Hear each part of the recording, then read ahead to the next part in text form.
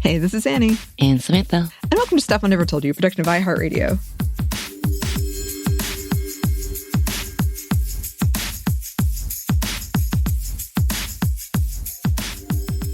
And today's episode is brought to you by my allergies, which has contributed once again to my sounding like a 100-year-old grandma with severe emphysema.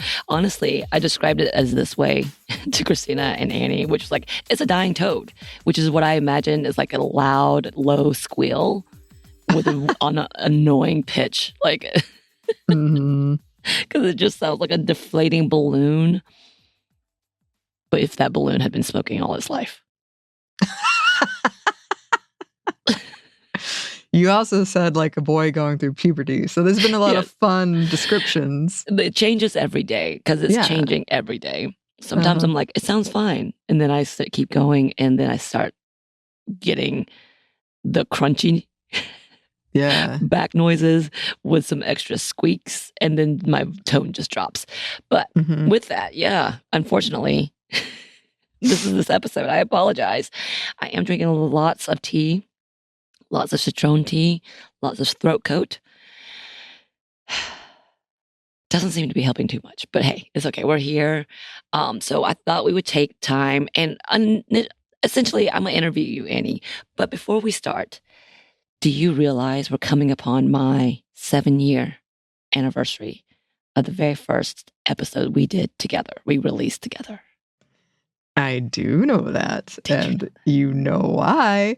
It's because you kind of officially started right before the pandemic. And it has been 6 years since the pandemic. And I just said I had my quarantine anniversary. So yes, I did know.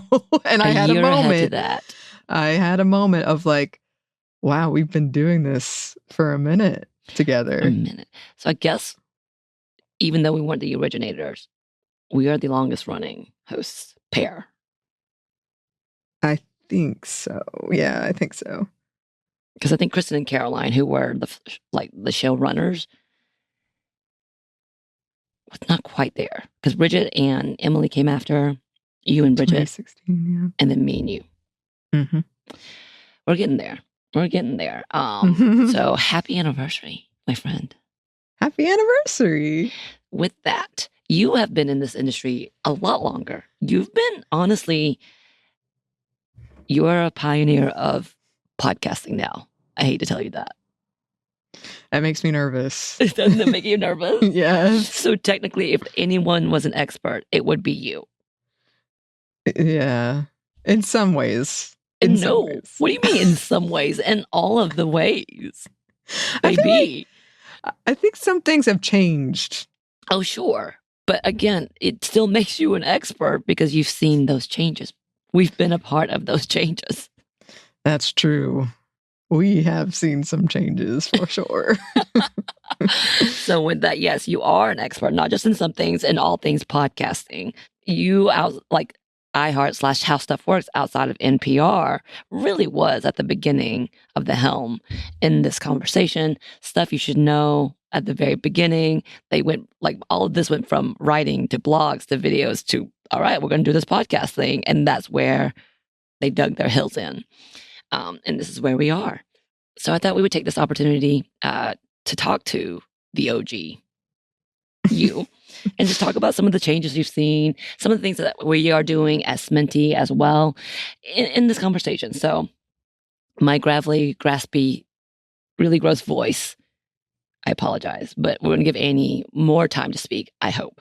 So with that, let's address a few things. Let's do some housekeeping things. I feel like we need to do this at least once a year, if not more, because again, things do change quite often.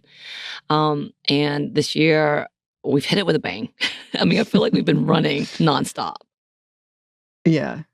No. I always say something always comes up, and I'm surprised at how often that is true, even though it's something I tell myself all the time. So I'm always like, maybe next week won't be so busy. Maybe in a month from now, things will die down. And then like you get a random email and you realize that you were completely wrong once again. As many as we publish, as many times that we are working with a corporation, like it's constant for sure. And yeah, we are trying to give as much good content for you without overwhelming you, our listeners. So we've changed the format a little bit this season. He says there's no seasons with us. We're constant. But this year, from now on, which is March 19th, 2026. I didn't say that at the beginning. This is coming up on our, again, 7-year anniversary of just doing episodes, because I didn't actually get hired full-time till I think a year later, but I've been around. Yes, as you planned, you succeeded. I went back and listened to that first episode. Man. Anyway, so Anney, can you kind of give us an update of what we are doing at this point? Yeah, so you might have noticed, but we've started running classics for the Monday Mini. This is both for our workload, but also because we were worried about listener fatigue. And you can write in and let us know if you have an opinion one way or the other. But we are trying to... the spirit of the Monday Mini isn't going away, but if we're all honest with ourselves, the Monday Mini hadn't been a mini in a long time. It was a full episode. And we kept trying to, because the original idea was 10 minutes or less. I guess peek behind the curtains. If you get over 10 minutes, that's when you get the second ad break. So we were trying to not trigger that for such a short episode. And they kept getting longer and longer. So the spirit lives on in terms of the Monday Mini was originally meant to be kind of a really news timely type of thing. But I think we do that in plenty of our episodes.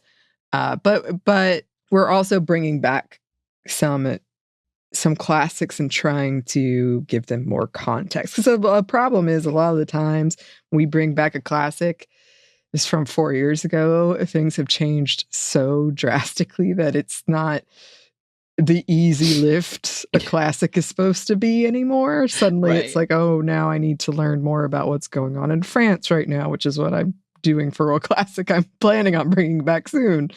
So it becomes like more research heavy than was the original intent of a classic. So that is a thing.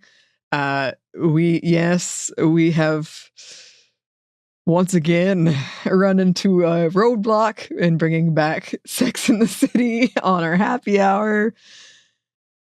We're trying, though. We're trying to bring it back. We'll see how Samantha's voice is doing, because we're supposed to record that on Tuesday. But never fear, we will continue on our Sex and the City journey. It just might be delayed once again. We'll see. Fiction. So this has been giving me a quandary. Longtime listeners know there's an ongoing fiction segment that I love where Christina adds in these amazing sound effects and we read fiction that I've written. Occasionally we read fiction from the public domain, which is always fun. So if you have any suggestions for that, let us know. I do already have the thing that I've written. It's been written. I wrote that forever ago. The problem is, as I said, it's kind of a like lost footage podcast kind of thing. So I just need to, it's going to be an undertaking. And when we were doing Terminus, that was pretty straightforward. It was just like a story, a narrative, a linear narrative, pretty much. And this has got a lot more elements. It's got like a lot of, oh, here's this recording that you find, and oh, here's this, and like different quality of audio and stuff like that. The funny thing is I recorded the first chapter for it probably 2-3 years ago. I'm ready. Like, it's there. I just need to really nail down how it's going to sound and if I want to move more of the pieces to make it less linear, because it's kind of a mystery. But it's there. And maybe I'll write something short in the meantime just to get back into the habit of it, but not forgotten. I mean, I speak for myself, but I love doing those. I think they're really fun. Well, here's a strange update. So some of you might have heard of this or seen this associated with our company, iHeart. But it's this whole guaranteed human conversation. I mean, I'm human.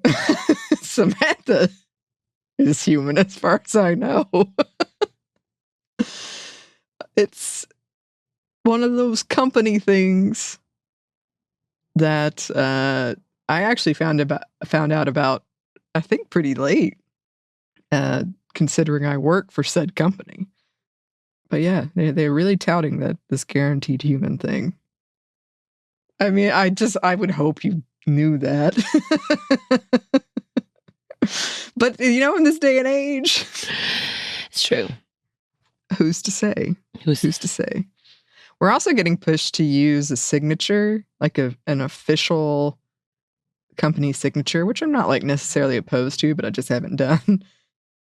And I don't know. There's just been a lot of these things coming up of the company asking us to do stuff. Which, speaking of, that might potentially involve a cruise. Ooh. Yes. Which I have to say is giving me a lot of consternation in trying to write about it. But fair. Just keep that in the back of your minds. That could maybe happen if you want to come along. Yes. Come with SMNTY at sea. And then, yeah, we mentioned in a previous update that we had been, some podcasts in our network have been asked to do TV appearances, and specifically with Netflix. There was a deal with Netflix.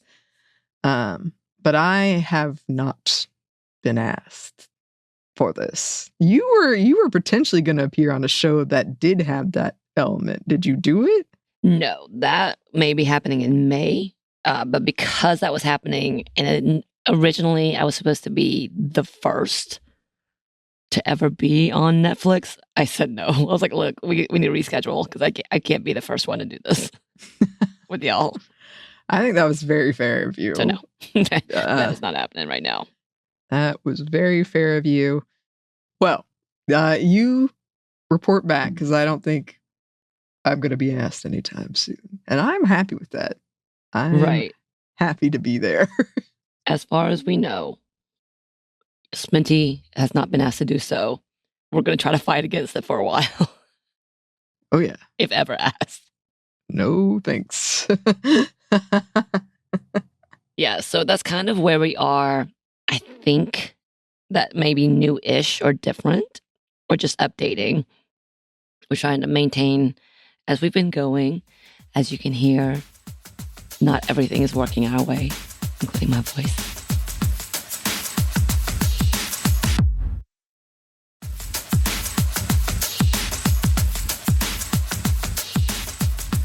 I thought we would also take a moment, because again, it is our anniversary, that we would look at the past, and especially with Anney, again, with her expertise, and just kind of go with what you might remember, or what your thoughts are today versus then, if you can remember.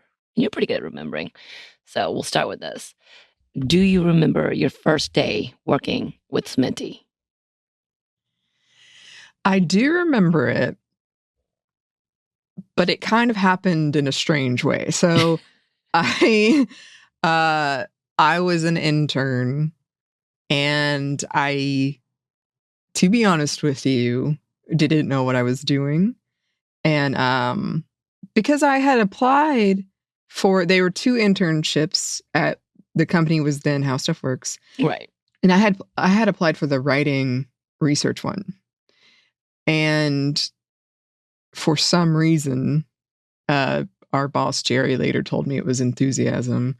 I got the tech one, like the video and podcast one. And there's a reason I didn't apply for that one. So I was getting to work really early, like 7 a.m. every day, which was a big deal because I was commuting from about 2 hours away. 2 hours because I took public transportation. And I was getting there at 7, and I was like teaching myself every day. And I originally was getting kind of random assignments because podcasting was new. At that point, when Stuff I Never Told You had started, they had gotten some success already with 2 other shows. So it wasn't like super new, but I had worked on like all of these different podcasts. They would be like, give it to the intern, because they didn't really know what was going to happen with it, if it was going to be successful, all of that. So the first time I worked on SMNTY, it was something like that, where it wasn't like my show, but they were like, everyone's busy, make the intern do it. And I remember it very clearly because the first 12 minutes didn't record. And I had to stop them. And it was Kristen and Molly at the time, the first 2 hosts, and ask them to redo it. And I was so embarrassed, like the intern doesn't know what she's doing. To this day, I'm not sure what happened. But they were very nice about it, and they redid it. And the rest of it went off without a hitch. I don't remember the topic, but I remember those 12 minutes. Because after the 12 minutes, I was like so scared. I wasn't listening to anything. I was just staring to make sure it's recording and everything is fine. So I couldn't tell you the topic, but that was the first time I did it. And then it happened a couple times, like where they would just ask me to come in on random episodes. I know I did one about bunnies. I can't remember exactly the context, but I remember.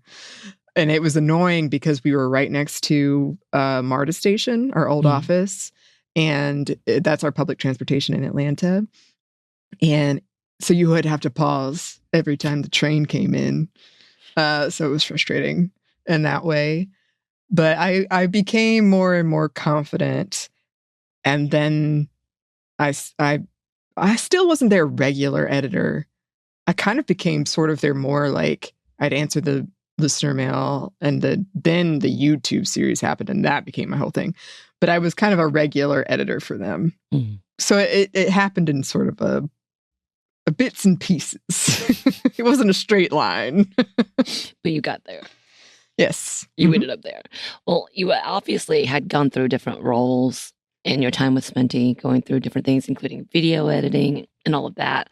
What's something you would advise anyone who is also being thrown into the unknown, as you talked about? I would say to take the steps to learn, but also don't be afraid to ask people for help.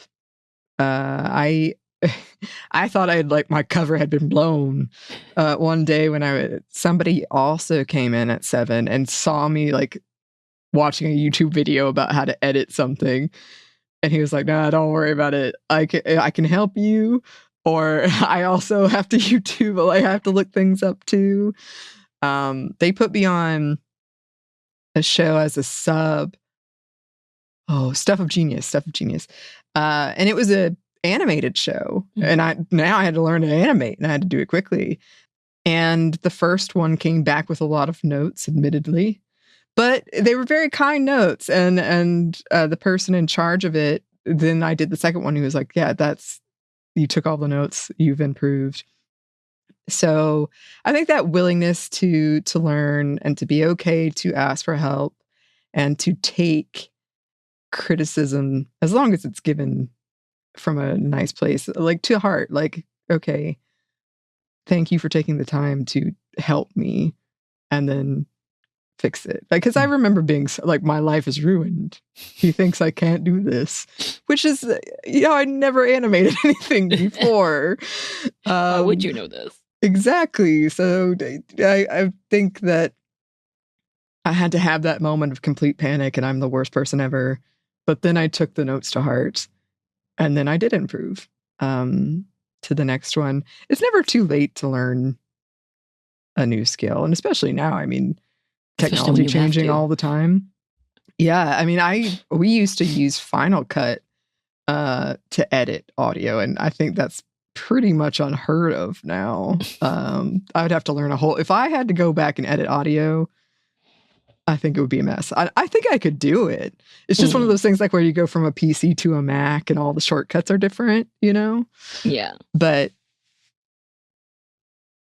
yeah, being willing to learn new things and to lean on other people, that's what I would say.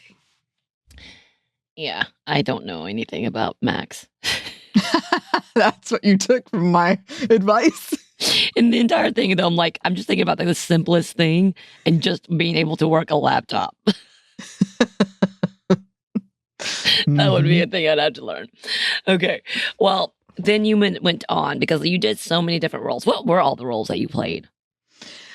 Well, when I first started, it was anything. It was like a mishmash of, oh my goodness.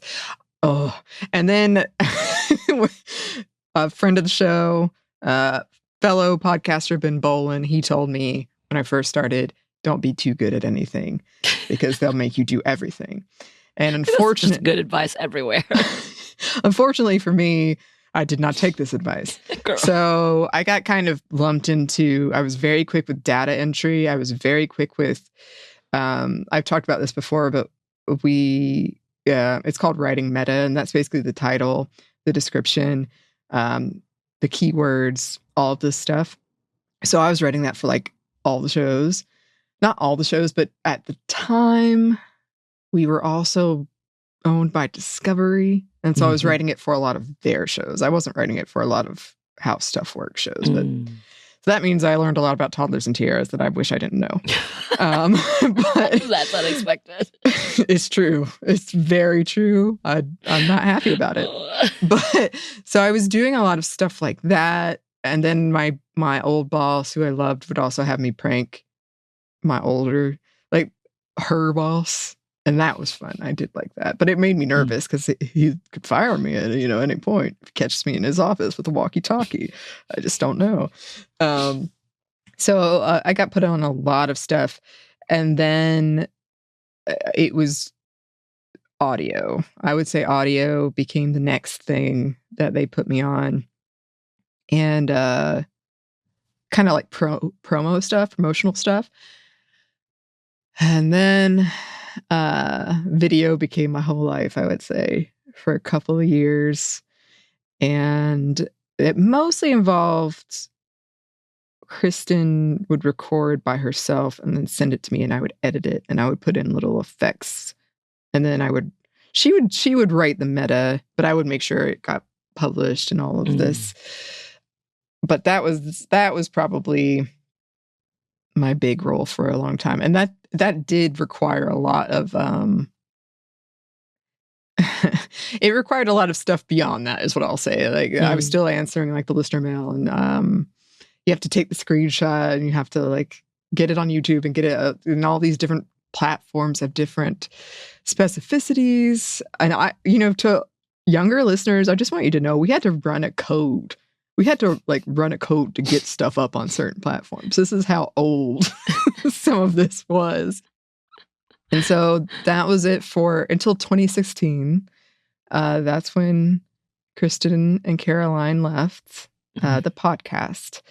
And that is when I got asked to host it. And at the time I had been on Savor. That was my first host gig. For a year, I think, like maybe a couple months, but it was within because we started on Savor in March and they left in November. So, I was really nervous about it. I turned it down. I was so nervous because it was the show I cared about and I thought was really, really important, and I wasn't sure, and I think that's one of the things we've talked about before on the show is sometimes when you're afraid of not being the perfect feminist. Right. You don't do it at all, which is not the good, right thing. But I was like, oh, I'm going to make all these mistakes, and what do I have to say in all of this? But yeah, I did all kinds of things. That's for sure. You did. So you waited a bit before you started hosting. Yeah, I never thought about hosting. I wanted to make documentaries at the time, and I just never considered myself as a host. And if it wasn't for Lauren over on Savor, a friend of ours and coworker, she was the one who asked me. I never would have considered doing it, just because it's so interesting to me how many people in podcasting will tell you they have performance anxiety or are nervous about people hearing them. Even though I do like things like acting, I still get really anxious. And there's kind of a self-confidence issue as well. It's like, oh no, I could never do that. No way. But the timing worked, because that was when we switched from Final Cut to Adobe. And so I was having to learn a whole new system, and I really didn't like it. And I also was like coming to terms with the fact that I do have a hearing problem. And so I got called to the office once, and they asked me, like, did you hear this? And they were like playing back an example of something I edited, and I didn't hear it.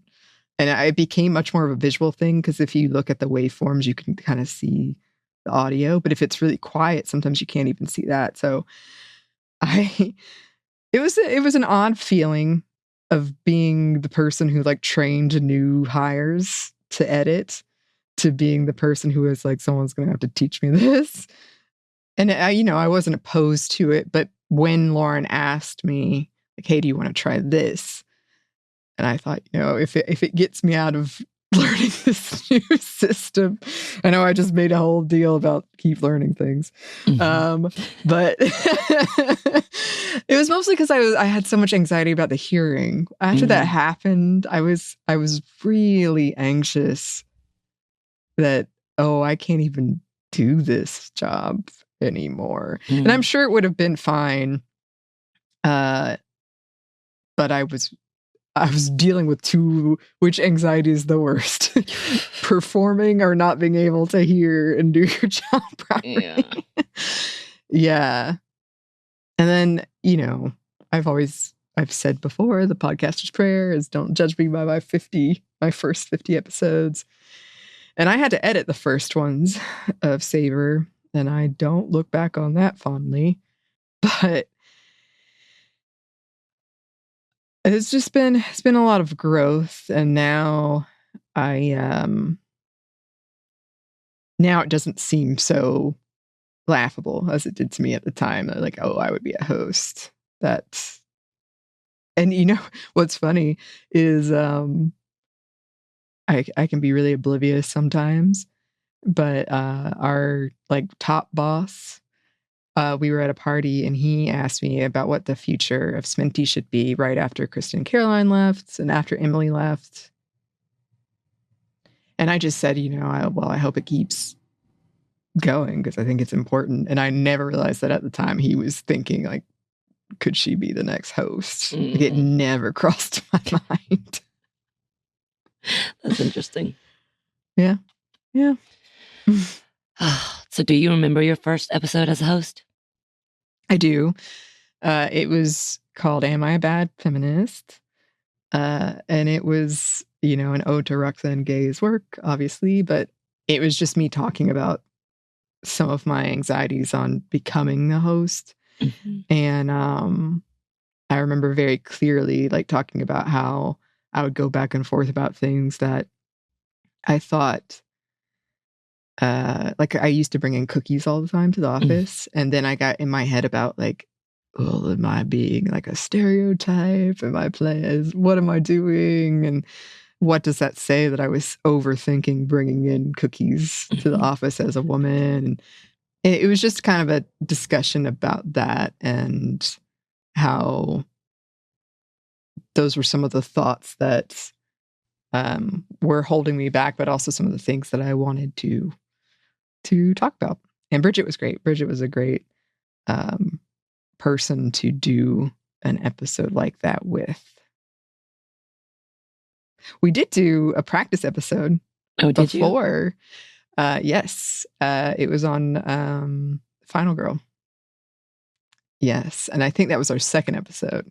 Huh. But we did it twice. We did it once as a practice, and we had like a vocal coach and everything. Oh, yeah. Yeah.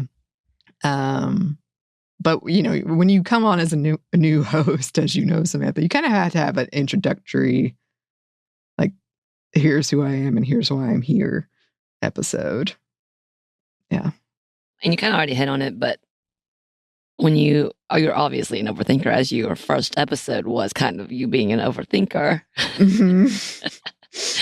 What would you tell yourself from that episode to where we are today? What would you tell your younger self in this hosting journey?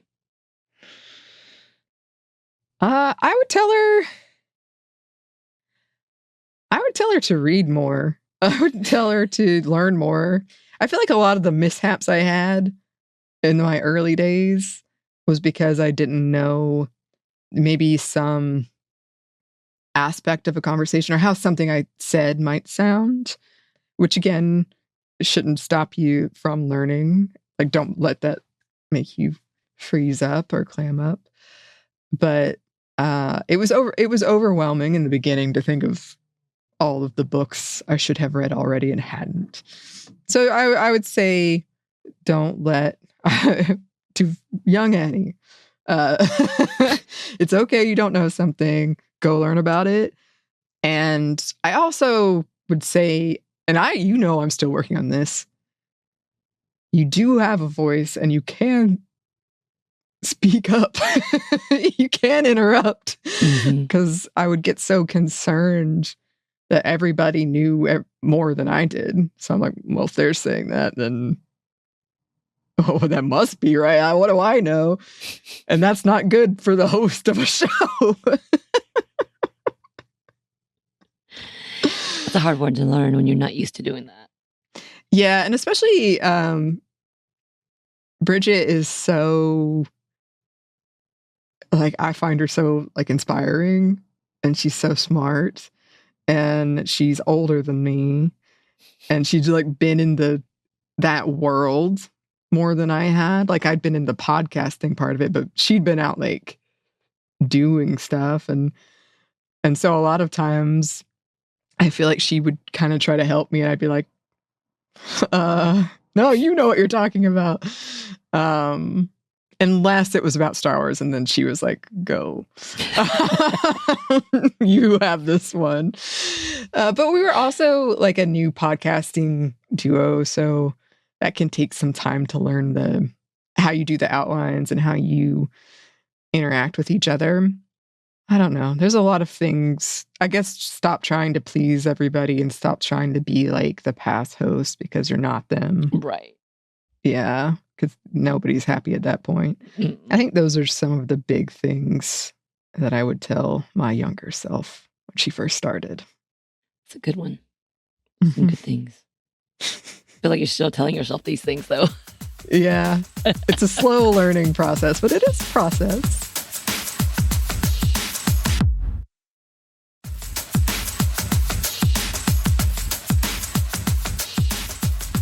So what is something that you look back on and that has given you pride in this work? I think it's a couple of things. I've learned a lot. I personally have learned a lot, and I feel like I've grown a lot. And whether that is through my like professional work and what I do, the confidence in what I do, just the books we read and the topics we cover, and hearing from listeners and having listeners connect with what we have talked about. I am proud of the book, as stressful as the process was, and as much as I like knowing what I know now might do things differently. I was proud of that. And I'm proud of you, Samantha, and working with you, and that we had that conversation so many years ago, and here we are. Here we are. Yeah. Me and my gravelly self. Here we are as a dynamic duo. Yes. We support each other. When your voice is right. gone, I'll just talk a lot. Please, I need you to. And with that, how much have you seen change since you started SMNTY to today? That's a very big question, I know. Yeah, it is. Technologically, a lot. I mean, I wish I could show you this code. Maybe I'll send it to you, Samantha. It was wild what we had to do to get stuff published. And it had very specific, like, you're entering code. I'm not talking about like you press enter. You have to do the like specific parameters as the person trying to upload. It was a wild time. And then I think just the way we record now is very different, obviously, because of the pandemic, we're doing it from home. But even so, I think that's changed quite a bit. Some of the rules that I'm used to that I still uphold, no one else does anymore.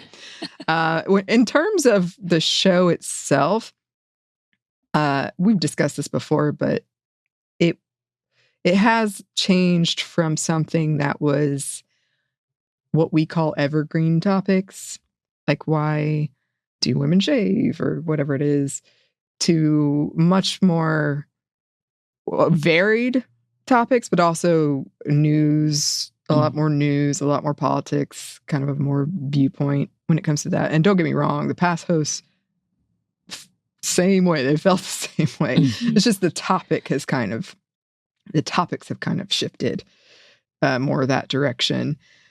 And, you know, once a bunch of those evergreen topics get used up, then it makes sense.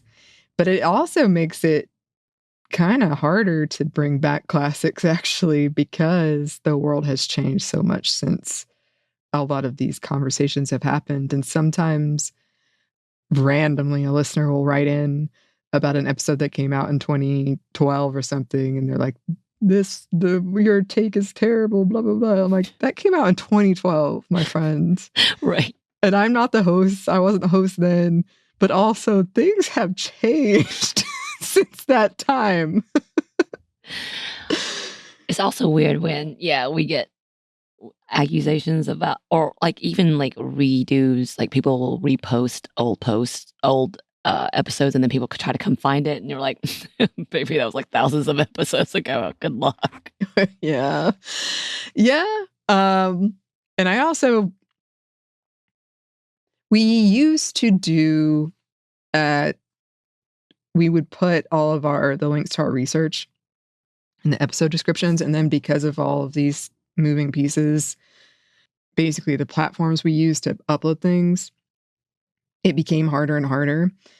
So we stopped doing that. And I wish we still did it, but we try to keep them in our outline. So if you do want one, we can send it to you. Some of them are pages long. Some of our like just resources, pages and pages and pages. I don't even want to think about my Princess Leia outline. But sometimes we'll get a listener and they'll ask for a source on an episode from like Bridget's time. And I'm like, I don't know. I don't have access to that.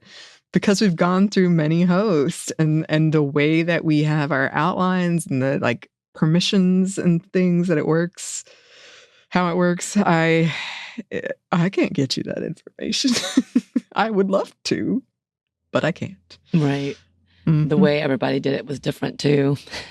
Yeah, we really didn't have a standard system. Still don't, technically. Not really, but you and I know what you and I have we specifically are doing. But outside of that. Yeah. So, do you remember our first episode? We kind of already talked about this.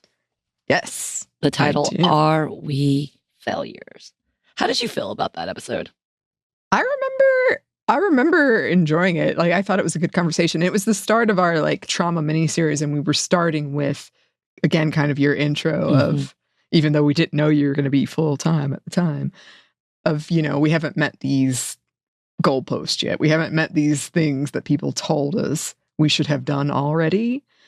And it is fascinating to look back on now because I think like our perspectives have changed since then. And, especially like speaking for myself, I'm like, nah, forget those goalposts, girl. Right. Right. A part of that was we couldn't get to those points. You know what I mean? Like, yeah. Whether it was financially, whether it was like emotionally, whether any of those things, yeah, we couldn't get to there. So it felt like we were failing. Now we could possibly get to there. Like it's possible. We just don't want to. Yeah. And I think that makes all the difference. Like, yeah. But because at the time, I did think I was a failure because I hadn't done those things, or at least a part of me did, because you kind of reminded of it pretty consistently in society as a woman, as a single woman especially. And so even though I might not agree with it, might not actually want it, I did feel it. Whereas now I'm much more, actually, I am good. And, at the time, I hadn't come out as ace yet. So I didn't know. So I was looking at those episodes. Yeah, I hadn't worked through that yet. So it's a time capsule for sure. But I think that the conversation is still relevant. I think people feel that way. And there are certainly some times where I still struggle with that feeling, but nowhere near it as much as I did back then. I feel like everything changed with the pandemic too. Yeah. It kind of all went out the window, time stood still. You're like, it doesn't matter anymore. Yeah. Yeah, pretty much. And probably with like the state of the world, honestly, in general. I mean, I think we've already answered this question, but looking back, like we knew it then. It just felt like the pressures, but we knew we weren't failures then. But it feels like more honest now. Yeah, it does. And I do agree with you. The pandemic and the world's events really changed a lot of things. I think that was a shift too when we started getting TikTok, because it was during that point in time too that was coming about. And it shifted from the Instagram world where everything was perfect and you were competing with everybody's like, oh, look at what I'm doing, how cool I am.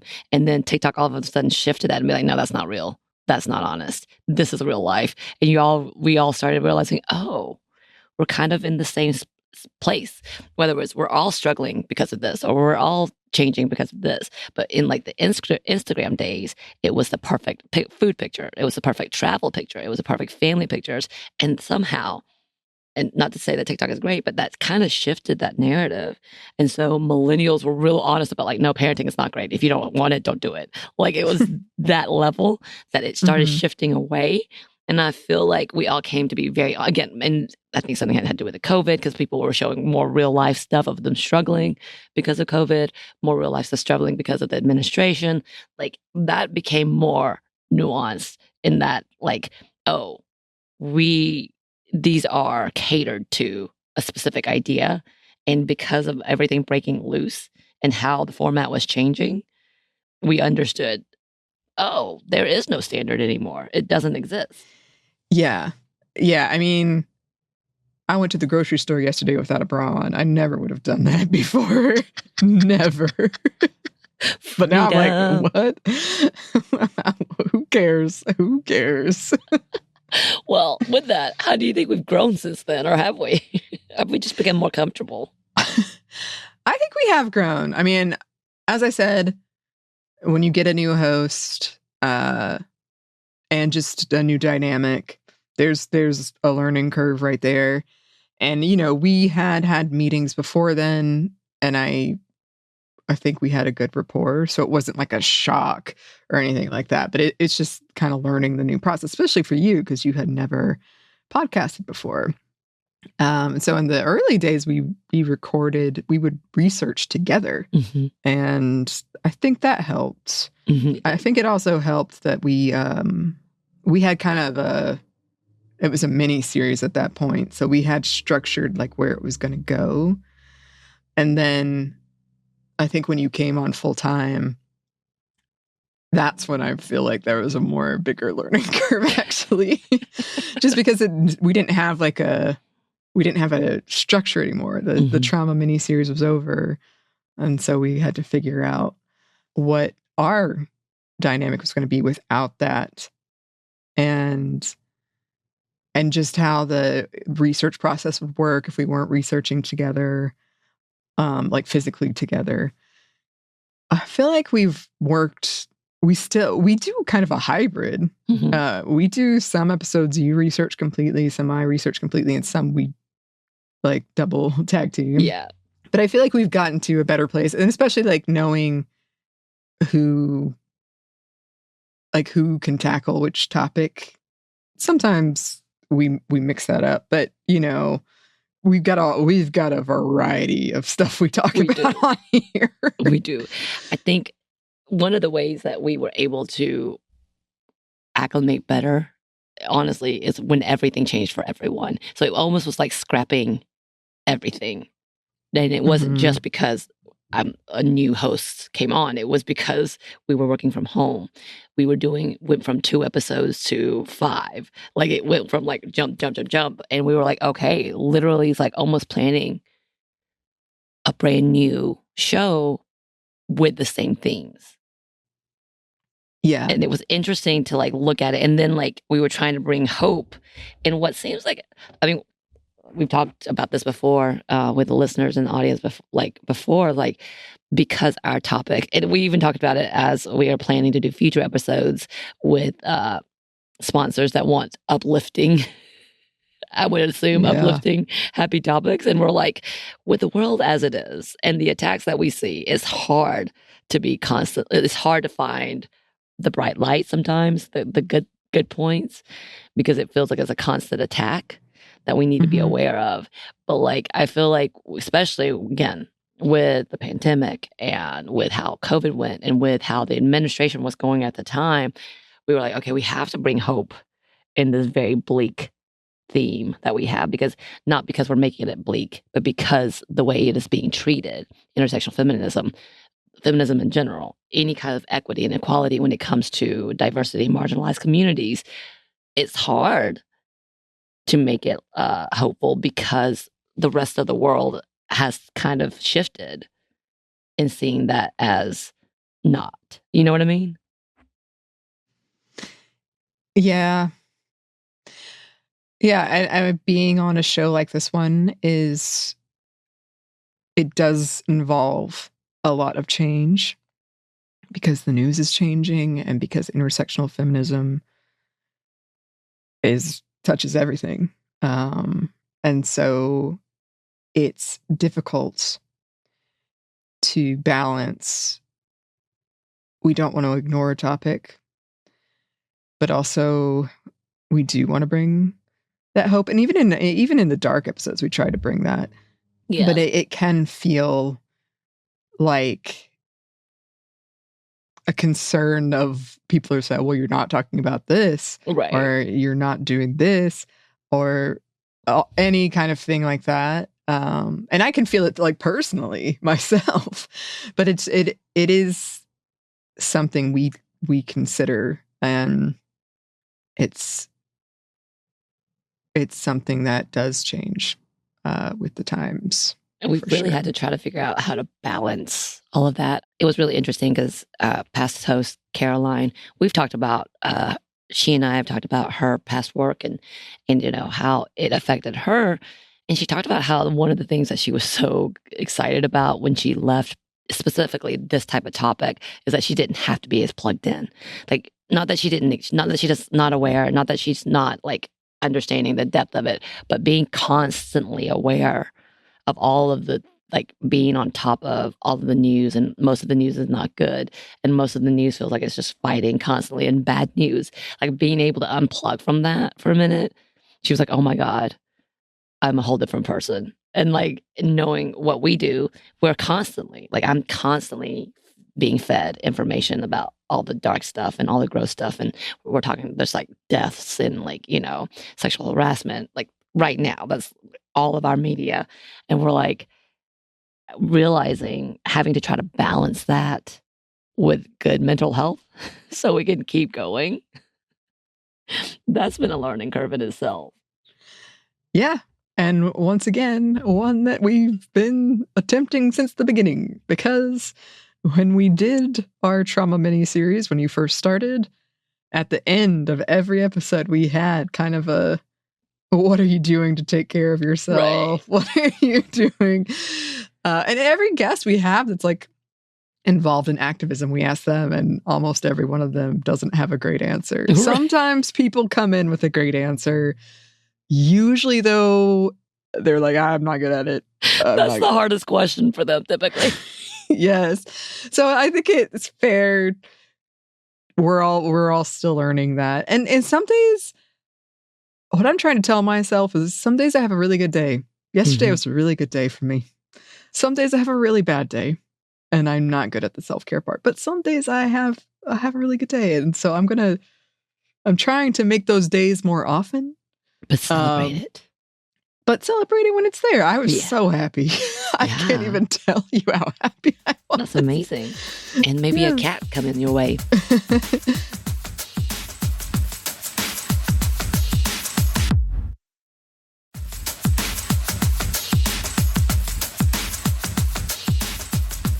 What's some advice you'd give to upcoming podcasters, as podcasting kind of already changed, but what are some advice you would give to them, those who are still seeking to do this? I would love to hear from new podcasters who have found success.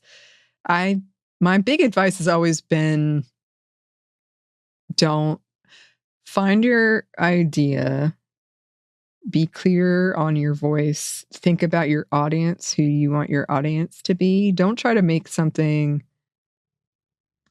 everyone will like. I think that there's a chance everyone will like it, but don't have that be the thing. Like I said, when I first started and I was just completely flat because I wanted everyone to like me. I would put a lot of thought into that, and that's not to say it won't change or can't change, but having that as sort of your compass of, this is how we're going to do the episodes. I do think it's useful to do a practice like Bridget and I did, or something like that. If you're going with a co-host, from the last statistics I read, traditionally co-hosted shows are more successful, but double check on that. But if you are going with co-host, doing those tests and having those conversations and planning it out, and then, if you don't know, kind of learning the ins and outs of publishing, podcasting, of editing, like who's going to edit? Are you going to get to the moment where you and your friend want to publish it and then you don't know who's going to edit it? And maybe you have a bigger team than that. I don't know. But just knowing those roles, who's going to do what, and preparing yourself for criticism, and let it, unless it's constructive, let it slide off your back. Do not let that get to you. So I promise you, it will bring you down. Yeah. It is a real learning curve. I mean, the things I have heard about myself. Unnecessarily too. Unnecessary. I don't need that. So preparing for that, and that's okay. Unfortunately, it's not okay, but unfortunately that's the internet landscape we live in. So it's going to happen. Especially depending on the topic. True. It's true. Oh gosh. Well, I was going to say, let's talk about the future. You love a good prediction. I love a good prediction. What do you think is the future of podcasting? And specifically our show? Oh no. Once again, the pandemic burned me on this. When we did our prediction episode in 2020, never again. That will never be a classic. I will never re-listen to it. It's horrible. Now they're people are going to try to go find it. Don't do it, listeners. It's going to make you sad. We were because we were so hopeful. Don't do it. Well, I'm not sure about the future of podcasting, because just today I had a thought where I was watching, I still get ads somehow. I'm like one of the few people I know, but an ad came up and it was a video podcast ad. And I was like, wow, now this has gotten so far, it's a commercial. It's made it all the way here. So there's a part of me, which we've discussed before, and I actually have a really funny memory of being in New Orleans, and we were at a bar, me and Lauren and Dylan, Dylan used to produce SMNTY, and they had an SNL on in the back, and it was a sketch about the potties, which was like the podcasting awards, and they were making fun of how many podcasts there are. And that was years ago. That was like 2018. And just the explosive growth of podcasts, I don't know if that's like, I don't think it's sustainable. I don't know if it's going to burst. I'm not sure. They're very popular. I don't think they're going to go away. But I'm not sure if there's going to be kind of a diminishing, or if it'll just keep going and going, and who knows? Who knows? For our podcast specifically, I think that we're going to keep doing what we're doing. I think we've been doing a really good job on interviews and just the wide range of topics we cover. And potentially there will be some travel involved. Maybe. The world feels very uncertain right now, right. So I don't know. Everything seems to be at a standstill, but yeah. We'd like to get to that point. And with that, I was thinking, because I know we have some of the best listeners and supporters. One, we would love to hear from y'all about what you would like to see a little more of, a little less of, all those things, because we love good suggestions. But maybe, Anney, can you think of things that how the listener could support us as well, maybe? Well, listeners, we love you. We would not be here without you. And I just want to say, I want to apologize first, because if you've been listening to this show, you know I kind of went into a deep depression in November. I went into a deep depression in November. And then in January, I became hyperfixated. And I am coming out of it. But the listener mail, I have been not answering as well as I normally do. But I have plans to start doing it again. This is why yesterday it was so exciting when I was like doing a very basic thing, like taking care of myself. Do it. I feel like I'm coming out, I'm like, seeing the light for the first time. Yeah. But anyway, please keep writing in. Don't stop. Just because I haven't, or neither of us have responded, don't stop doing that. We love hearing from you. We love hearing your thoughts and what you want to hear, even if it's just like, hey, I feel the same way, because sometimes this does feel like you're screaming into a void and no one's hearing it. So we love hearing from you. We would not be here if you were not listening to this. So thank you for keeping up, listening and downloading, all of that stuff. If you would like, we do have a book. You could support us that way. And we do have some merchandise at Cotton Bureau, and it looks pretty good. So you can check that out. I ordered a few things. I got a cute, very soft t-shirt. Yeah. I really like it. They're not technically a sponsor, I guess, but no. Our merchandise is there. So yeah, getting to know our name. Yeah, and anything with like future events.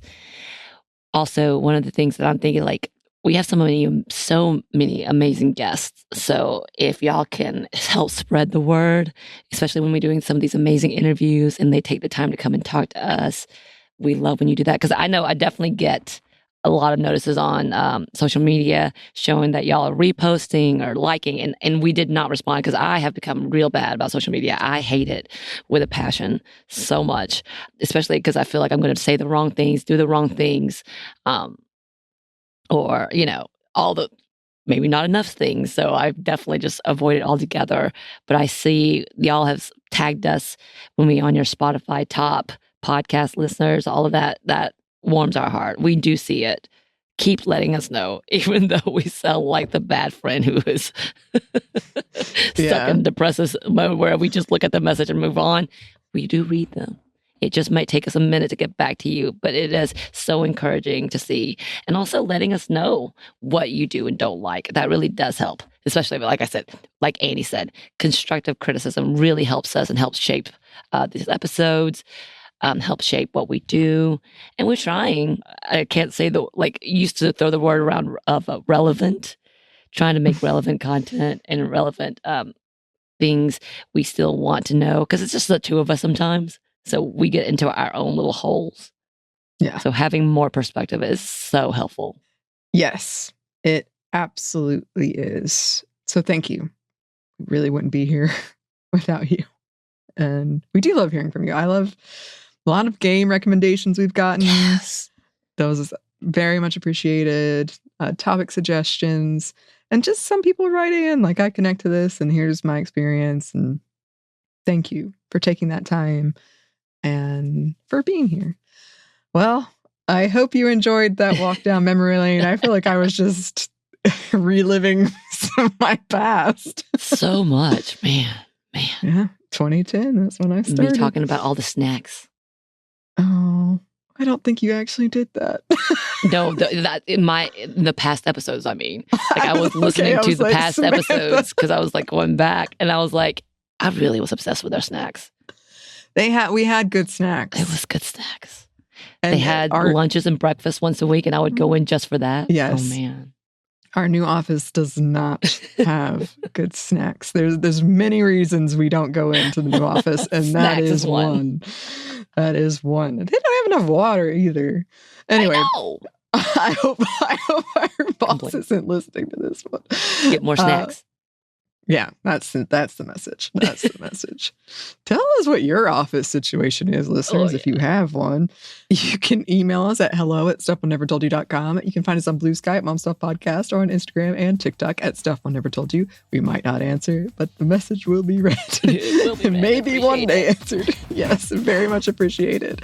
You can also find us on YouTube. And yes, we do have some merchandise at Cotton Bureau. And yes, we do have a book you can get wherever you get your books. Thanks as always, too. Our super producer, Christina, our executive producer, Maya, and our contributor, Joey. Thank you. We love you. Yes, we love all of them. And thanks to you for listening. Stuff I Never Told You is production by iHeartRadio. For more podcasts from iHeartRadio, you can check out the iHeartRadio app, Apple Podcasts, or wherever you listen to your favorite shows.